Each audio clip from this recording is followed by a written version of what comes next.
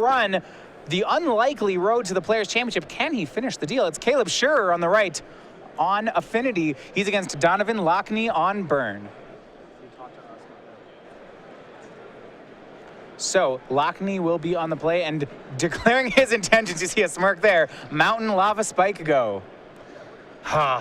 It's beautiful. After your own heart.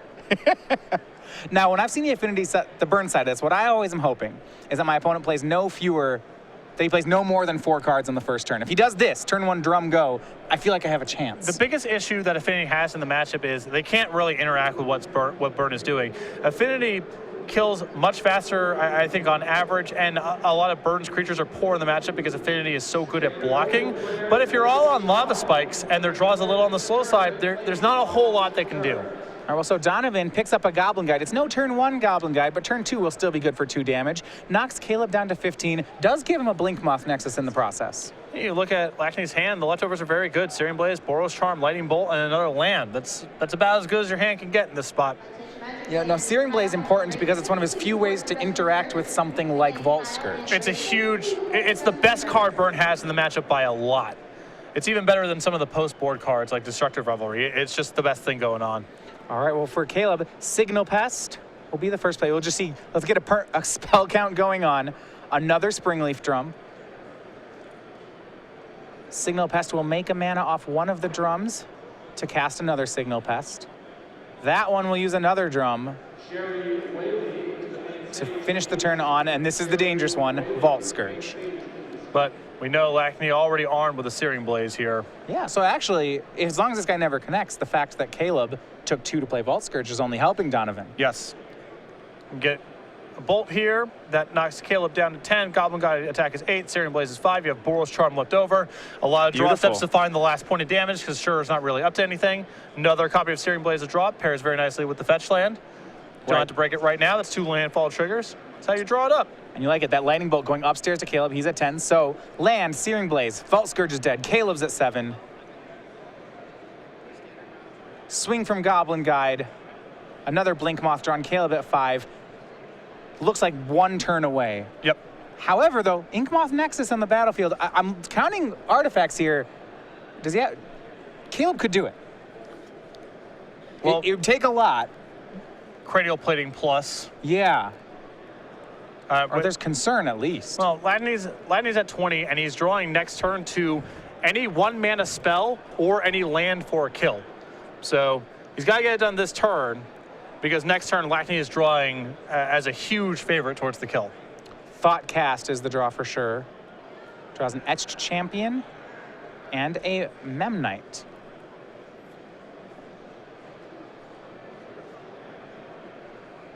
Gets a Blink Moth Nexus. He's gotten a pair of those from Goblin Guide. Memnite is a blocker. That one's free. Artifacts right now, he has 6 in play. You're starting to count, you know? It's unlikely he can do it all this turn. Yeah, and I mean, as Champion's a really nice one to have because it locks up next turn. He has to get so many artifacts into play that it seems unlikely to me, but at least he's connecting for sure. So uses 1 drum to cast S Champion and passes the turn. You see Cranial Plating, Blink Moth Nexus, and Arcbound Ravager left in his hand. For Donovan, he draws the land. It's Sacred Foundry, and you're telling me this is going to do it. This is the lock. He's got Boros Charm, and he's got Searing Blaze in hand. That's why I liked Lachney not sacrificing the fetch land at the end of the turn, because the land's a lethal draw for him, and he doesn't want to thin that out. All right, Searing Blaze, 3 to the Signal Pest, 3 to Caleb. Here's a fetch, and Boros Charm should do it. He shows it to Caleb, and we're on to game 2. Donovan Lachney with Burn takes game 1 off Affinity in a steal. Well, those are the kind of draws that you beat at Affinity, which is the first 2 turns are set up. And that's what Scherer had there. He was going to start creating some real pressure on turn 4 rather, but the first 2 turns just didn't interact, didn't get any pressure on the board, didn't block, and that's not going to cut it against a good burn draw. Yeah, looking at it from a ratings point, Lachney had a turn 4 kill, and it looks like Caleb actually had a turn 4 kill of his own, but Caleb was on the wrong side of the die roll, and some of Lachney's burn spells, you know, those Searing Blazes, were hurting Caleb's draw. Yeah, it provided some real interaction there. Knocked out a Vault Scourge, which Caleb played Phyrexia mana for, and every point counted there at the end. All right, we're going to go ahead and look at the sideboards. Let's start over on Caleb Scherer's side of Affinity. So he's got a Dismember, a Slaughter Pact, an extra Etched Champion, a Nature's Claim. That one's interesting. Get to that in a sec. Whip Flare, Blood Moon, Spellskite, Hangerback Walker, Girapur, Aether Grid, and Ancient Grudge. So I'm fine bringing in another copy of Etched Champion. It's the best target for Cranial Plating or Ravager counters. I think the one copy of Whip Flare is fine in this matchup. Grim Lavamancer is a problematic card, so getting that off the table is good for sure. And I love the one copy of Nature's Claim here. I think that Caleb has a pretty big advantage around turn 5 of the game. That's where his resources are likely to overwhelm Burn. And it's totally fine to cash in one of your own artifacts for 4 life. Yeah, 4 life. I mean, if your opponent's playing Lava Spike, well, Nature's Claim does one up that. Now, you're mentioning Etched Champion. That makes me think that Donovan is going to be trying to aggressively kill Caleb's creatures if he's looking for something resilient like that. Yes. Well, you know, you're trying to thread the needle a little bit. You don't want to become a pure control deck because you need to be able to win the game in time, and Affinity eventually overwhelms you, especially when they have Thoughtcast in the build. So you do want you do want to be able to be Lava Spiking a little bit, but the more that you can interact along the way with some Searing Blaze effects, the more that you slow them down and give yourself one extra draw step to be able to find the last piece. All right, so we look at Lachney's sideboard. It's 2 Atarka's commands, a Relic of Progenitus, a Core Firewalker, 2 Deflecting Palms, 3 Destructive Revelries. That one seems great. 2 Rending Volleys, and then 2 Path to Exiles. So the 3 copies of Destructive Revelry, those are no-brainers. There's a couple fringe options. I like the 2 copies of Path to Exile in the matchup. They're a little bit worse for Lachney because he's on the pure burn version, and bringing in interaction that doesn't deal damage is a much higher opportunity cost than it is for a deck like Zoo. I also don't mind the 2 copies of Atarka's Command over something like Skullcrack, for example, because Reach is a real thing in the matchup. Yeah, actually being able to kill a Vault Scourge or a Signal Pest seems pretty relevant. It comes up very rarely, but Reach is a functional keyword against Affinity because of Ornithopter, because of Vault Scourge, and the propensity with which Cranial Plating goes on those kind of threats because you can block on the ground. Well, now that we are well into December, that means for those of you, SCG Game Night once again comes out with a new pin and token. We do this every month. For December, it's going to be the Reindeer pin and token. You know, a Caribou just for the Caribou range that you maybe have in your Commander deck or your Casual deck. Good card back from Ice Age. You can get these from playing in a SCG Game Night at a participating store in your area. These are given away as prizes. Can be any night of the week. Next month, if you have playing one, we'll be giving away the Grizzly Brand token. You see that, the 5/5 Demon Bear. And this is one of my favorite ones. In February, we'll be giving away the Magus of the Moo. That's the Minotaur token. So if you want to sign up for these, go ahead and contact us at starcitygames.com/game night to learn more about it. We'll go ahead and back to our match, though. Caleb Scherer now down a game. I feel like on his Invitational Dreams on life support here, but this is something which he's been doing all tournament. Yeah, there's no way he ran through the 7 rounds unscathed. There's some back against the wall stuff going on the whole time. And the matchup is still solid for him, and it's a matchup where he can break serve, because when he gums up the board, it's very hard for Burn to attack with creatures, and being able to assemble 20 damage via Lava Spikes in time against Affinity is no small task. We saw Scry to the bottom there for Caleb. That's because he's on a mulligan to 6. Affinity, though, a deck that does that frequently. But for Lachney, it's a turn 1 Goblin Guide. It'll show Steel Overseer on the top of the deck, so no draw, sure, at 18. Little surprised to see that card still in the deck post-board. Usually the worst threat, in my opinion at least, that Affinity brings to the table in this matchup. So the worry would be that it actually won't be able to safely attack? It's 2 mana and just dies. Okay. Doesn't impact the board the turn that you play it. Very slow. So Caleb draws the Steel Overseer for the turn. He goes ahead and plays it off 2 lands, then uses the Springleaf Drum he played turn 1 to go and a Mox Opal to play Spellskite. So what was a slow turn 1 for Caleb is actually shaping up on turn 2. And depending on the makeup of Lachney's hand, this Spellskite could just be the end of the road. I mean, if you're all on Bolts and Helixes, this card's very challenging to beat. So that does mean that Caleb actually can't block the Goblin Guide, though. He can still block it and save the points and absorb a Lightning Bolt if he feels like the leftovers in hand are very good. It's going to be a second Goblin Guide from Lachney. Well, that's one way to go for it. A pair of Goblin Guide triggers. Well, Arcbound Ravager will be shown twice. And we'll see if Caleb actually blocks. Yeah, he'll block 1 Goblin Guide, take 2, go to 16. See if Lachney has the follow-up Lightning Bolt.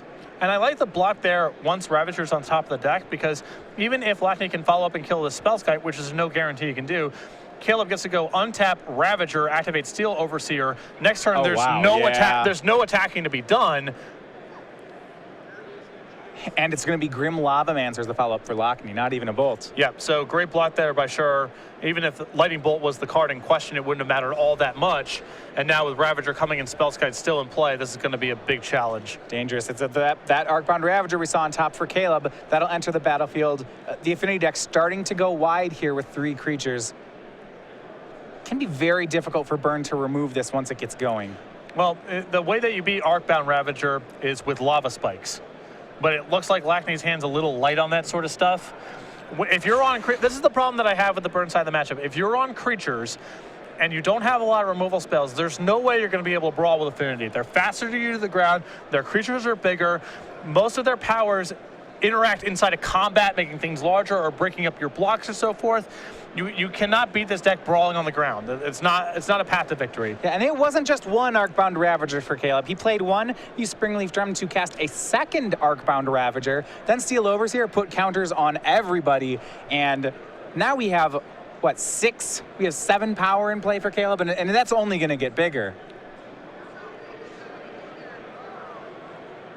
And when you look at a board like this, suddenly the Searing Blazes and Lightning Helixes in Lachney's hand, they don't look as good. And this is the problem in the matchup. Burn has to thread the needle between controlling the board enough to make sure Affinity just doesn't kill them outright in a race, while also having enough Lava Spikes to power through the game once the board gets gummed up. It's very challenging to do both things, and if you fail at either task, you probably lose the game. And remember, this was a mulligan to 6 for Caleb. He did not get any free cards off the Goblin Guides, but looks like he has stabilized around 16 life. You know, if your hand's all Lava Spikes, you can get beat in a pure race when they have Cranial Plating or Ravager. Sure. If your hand is a bunch of creatures, you can lose games like this, where you have Arcbound Ravager and Spellskite in play, and Lachney has 2/2s with drawbacks on the table. All right, well, it's going to be Searing Blaze with a land targeting Steel Overseer. Overseer currently at 2/2. Now, Caleb does have Spellskite. Well, my instinct here in Caleb's position, he's in a strong position to win this game as long as he doesn't get beat by Lava Spikes. My instinct would be just to sacrifice the Steel Overseer to the Arcbound Ravager, not bother paying the 2 life via Spellskite. Yeah, I mean, there is Grim Lavamancer on the table to finish off the Spellskite. Exactly, and then you had to make a decision of, are you sacrificing the Ravager to grow Spellskite to be large enough? Maybe you do. Or are you going to go ahead and lose your Spellskite? So it looks like he'll pay 2 life to redirect to Spellskite. So Spellskite takes 2, Caleb takes 3, he's down to 11. That's a 5-point burn spell for 2. Yeah, because of Caleb's advantage on the board, like I said, just being on the burn side of the matchup, my biggest fear, if I'm in Lachney's seat, is Caleb just goes, okay, sacrifice the Ravager, I'll take 3. Now a pair of Goblin Guides swing in. Inkmoth Nexus, so he'll draw a card off the first guide. Will he get a card off the second? He will not, but a Steel Overseer's on top. Remember, there's 3 damage on that Spellskite, so it does complicate the block. Yeah. And now Caleb is he's kind of forced to make a block here, because he certainly can't just let this stuff go through. Sure. Looks like a Ravager's going to eat Springleaf Drum. Put up to a 3/3. Looks like he's planning to block a Goblin Guide with this Ravager. Yeah. So, you know, Caleb may end up losing his Spellskite anyway and taking a couple more points for his trouble, which is, again, why I would have just sacrificed the Steel Overseer and allowed Lachney to come at me in combat. Spellskite in front of Goblin Guide and Arcbound Ravager in front of the other. Now, this would kill the Spellskite if it goes through, right? Well, this is the squeeze that Scherer's put himself into to some extent. He can't let a guide hit come through. Then he's at 9. He's probably a couple turns away from being able to win the game. And then you have to start worrying about Lava Spikes and Boros Charms and Target's Commands and Skull Cracks and things that Spellskite can't redirect, finishing out the game. Yeah, so it looks like it'll just be 1 block, a Ravager on a Goblin Guide. 2 damage gets through and knocks Caleb down to 9. And you know what? You're bringing me around to your school of thought here. I like Steel Overseer. I really like saving it, but it does feel like Caleb paid 4 extra life points to save that guy. And I don't really want to do that against Burn. Yeah, and now you're going to see a main phase Lavamancer activation. That's going to put Caleb in another squeeze. It's 2 damage to Caleb guaranteed either way, either via Spellskite redirection or by just allowing the Lavamancer to resolve. If Lachney doesn't die on the way back, he gets to set Caleb down to 7. 7 is Boros Charm plus Lava Spike range. It's any Boros Charm plus 3 damage spell that Spellskite can't redirect now is going to kill Caleb if he can't win the game on the way back. All right, Grim Lavamancer will finish off the Spellskite. Will Caleb save? It looks like he will. He'll go ahead. No, he'll actually use his other Arcbound Ravager to eat the Spellskite. Surprised. I was actually expecting him to put counters onto Spellskite with that Ravager. I think at this point I'm probably a little bit more interested in clocking than having the Spellskite in play. Okay. Draw for the turn was Steel Overseer. We knew about that one from Goblin Guide. Caleb plays the Inkmoth he got.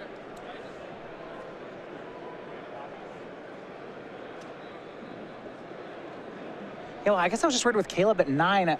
Now that he's taken so much damage that last turn, I feel unsafe without a Spellskite here. Well, 9 is still still a pretty good cushion here. All right. Lachney's hand has to be very specific to be able to kill you here. And I think that if Caleb at 9 or Caleb at 7 with a Spellskite, I think he's actually more likely to die at 7 with a Spellskite in play. Because Boros Charm plus a number of cards gets the job done. Sure. So Caleb counting up, seeing if he can kill this turn. He's going to activate Blinkmoth.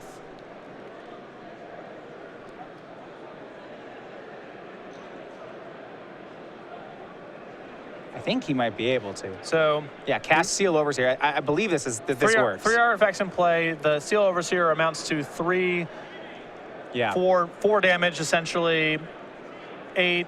Yeah, I think he's just got this on the way back. So activate Steel, the Blinkmoth Nexus. Activate Steel Overseer. So now the Ravagers are both 4s. The Blinkmoth is a 2. That's 10 damage.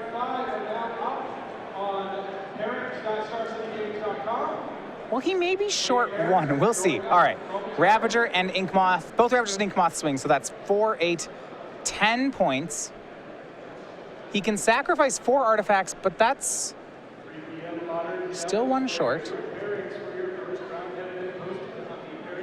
No, wait. If he sacks a Ravager to a Ravager, he gets 1 more. So that's actually what he's going to do. So Ravager's up to 5, up to 6, another 6. So it's 2 6/6s and a 2/2. And if you sack a Ravager to another Ravager, you get a 1/1 counter from the sacrifice and all 6 from the modular. So it actually nets yet 1 more damage.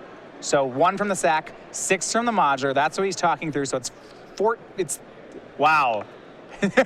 Just so it's 13 off the Ravager, exactly 2 off the Blinkmoth, and Caleb for exact damage gets Donovan Lachney. Yep, and you can see the issue that Burn can have in the matchup when the draw is creature heavy, and Affinity gets a Ravager onto the table, it quickly becomes impossible to attack, and you need every point of damage. The other issue in this matchup, and there's no way to fix this, when you're on the Burn side, you're taking 3 to 5 points of damage a game off your lands. Affinity is playing clean off its mana. Yeah. And the game is often a race. So 1 game apiece for these 2 players. We've mentioned it before. Caleb Scherer, slow start to the day. Both these players looking at 2 wins from top 8. They need this round and the next round. For sure, what a run it would be. Yeah, I mean, to go from 3-3 and probably just assuming that the Players' Championship was not a reality to, okay, well, I'm 10-3 still live for top 8, and several people that I need to win this tournament are still very much live for the top 8 as well. Yeah, Caleb said he was dead for Players' Championship. Actually, did say that yesterday, just as a statement of fact. Which doesn't look like a fact anymore. No. And so we're going to go to a 3rd game here between Burn and Affinity. Now, when you think about Burn, double Goblin Guide starts, they're among Burn's best draws. But even then, it never felt too close. No, I mean, a lot of Lachney's resources were on creatures. The creatures are past your opening hand worse than your Lava Spikes. They're much better in your opening hand, but when you draw a guide on turn 3, let's say, there's a very good chance you can convert it into no damage over the course of the game because Affinity is so adept at locking up the ground. So good at chump blocking. Yeah. So we talked about game night. We also have our fall creature collection that we've been doing. This has been our game night pins throughout the year. So you can see the reindeer we have for December, and we also have the other ones from the fall. That's the hippo and otter. And also our, I'm going to say this one wrong. We're going to put, what is it? Penguillian Click. There you go. All right. You got it. Whew. Well, you can get these ones at the Fall 2015 collection on playmat sleeves and in player bundles. We'll have those available through the end of the season. That's going to be at starcitygames.com/creature collection to learn more. We go ahead back to game 3. Donovan Lachney will be on the play again. Now, you'd mentioned him wanting to board out Goblin Guides. Does that change when he's on the play? Well, I think you need to keep him in regardless, but on the play, yes. I like being as aggressive as possible. I would cut Path to Exile. I would leave in all the lava spikes that I could. I don't mind Destructive Revelry in the matchup because that's another Searing Blaze effect, but I am looking to just race. Trying to maintain control of the board against Affinity is almost impossible. All right, well, that turn 1 Goblin Guide is going to be the play for Lachney. So turn 1 Goblin Guide on the play knocks Caleb down to 18. He did give him an extra land in Inkmoth Nexus. As you go over to Caleb, frequently when you give a player an extra card on turn 1 on the play, they end up discarding. Now, Affinity, not so much. The Ornithopter, Memnite, Mox, right. Vault Scourge, Signal Pest deck, yeah, they're usually not discarding the hand size. And you see that right there. There's the Inkmoth he gave him. Here's a Welding Jar, a Mox Opal. This is dangerous. When Affinity plays 5 cards on turn 1, I am scared as the burn player.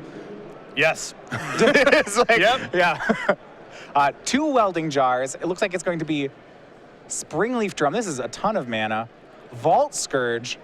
So with Vault Scourge and 2 Welding Jars, that guy's not going anywhere unless there's a Path to Exile. Well, the upshot is Vault Scourge is only 1 point of damage a turn, and sure, you can mitigate it to some extent if you have Skull Cracks in your deck. The fear here, if you're Lachney, is Cranial Plating or Arcbound Ravager, and there's no way to race. Yeah, if a planing goes on the Vault Scourge, it just doesn't feel like the fight's fair. We go back over to Lachney's hand. Good draw, drew Atarka's Command. That one was out of the sideboard. You see he also has Monastery Swift Spear available. Now, I'm not sure he has a second land. And I think that I would have preferred a slightly different path from Scherer here, because he is risking a little bit in terms of removal. I think I would have preferred just to go Jar, Mox, Land, Ravager, Pass, then next turn, dump out a bunch of creatures. Sure. Unless the intent here is simply to load up on the Vault Scourge next turn. And this is a big stumble for Lachney. So he swung the Goblin Guide. The reveal was Ornithopter. Caleb went to 14, but Lachney, no second land. His whole turn was suspending Rift Bolt. And the comeback could be real big here from Scherer. Plays a second Inkmoth Nexus. Here's an Ornithopter. We knew about that one. Remaining hand, looks like it's Ravager and Etched Champion. Pretty much perfect. Vault Scourge will swing. No pumps on it, so it's just going to be 1. Donovan down to 17. Caleb takes a little bump up to 15. But a follow-up here. He's got 4 mana available, so can go for either of his plays. And he has to pick between the 2. They both are looking pretty good.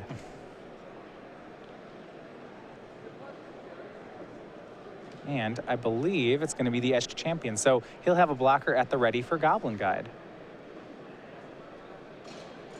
Does that and a pass. Rift Bolt comes off suspend with 2 Welding Jars in play. I'm not sure he has many options as to where this can go. Can't maintain the board. I think he's just got to go straight upstairs. Slogging through these Welding Jars, I think there's no way Lachney's going to have enough resources to answer the Welding Jars, get the Vault Scourge off the table, and then come up with 15 points of burn on top. Draw for the turn was another Rift Bolt. You're right, Lachney pointed it at the Vault Scourge, but that didn't kill the Vault Scourge. It got a Welding Jar from Caleb. I understand it's desperate times, you know. You don't feel good trying to bolt Scherer down to 12 when he's got a Vault Scourge in play, but I think the ship has sailed on trying to get Vault Scourge off the table because of the Welding Jars. There's no way to do all of it. And the follow-up here from Lachney seems more like a whimper than a show of strength. No attacks from Goblin Guide. Suspend another Rift Bolt past the turn. Well, it looked like it. I mean, his start had a lot of high upside, right? A turn 1 Goblin Guide with Monastery Swift Spear. A lot of things can go well here, but missing a second land. And with Caleb's drop, maybe none of it mattered in the first place. And I think we've actually gotten to a point here where if Scherer can get a bunch of counters onto the Etched Champion and maintain Metalcraft, that it's just a lock. Yeah, I mean, there's a lot, right? He can do that. He's almost to the point where he can throw counters onto an Inkmoth. See, Ravager was the play from Scherer. Here's a swing with Scourge and Etched Champion. Well, can't be any blocks from Lachney, so he'll go to 14. Scherer up to 16. Yeah, I think there might have been a way for Scherer to just To win that turn? not win that turn, but basically shove a bunch of stuff onto the Edge Champion to set up a kill over the course of this turn and next. Right, so once you get an 8/8 metal-crafted Etched Champion, you're saying there's just no way for Burn to ever remove it or block it or do anything? It has to involve something like removing Metalcraft and then having a path. It's almost impossible. Yeah, makes sense. And off 1 mana, I don't see it. Scherer is so far ahead that he can afford to play conservatively, but I have been locked by Edge Champion enough to know that if you can establish Metalcraft, there's just no way to get this thing off the table once it grows past 2/2. Upkeep Rift Bolt will be pointed at Arcbound Ravager. It's not going to kill it, though. Scherer will bin 3 artifacts to keep him alive. Draw for Lachney was an Eidolon. And with a hand of uncastables, this really should do it. It's got a Swift Spear, I guess, and a Lightning Bolt so that he can still play. Lachney will swing Goblin Guide. That shows Darksteel Citadel. That goes into Caleb's hand. He'll take 2, but he's been gaining life off Vault Scourge, so 14 is still a healthy life total.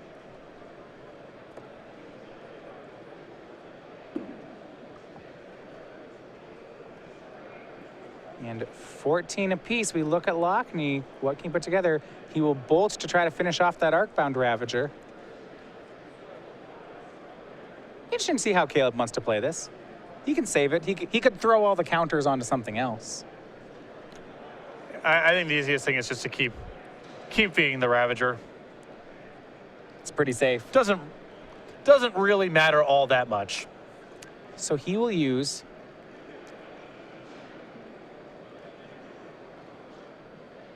Springleaf Drum to activate Inkmoth.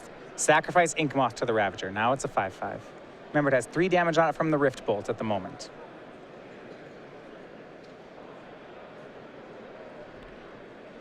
Sacrificing Drum will make it a 6/6. Yeah, Caleb doesn't even need to push beyond this point. He can simply let the Ravager die at 6, and that way he can move everything onto the Edge Champion and still have Metalcraft available.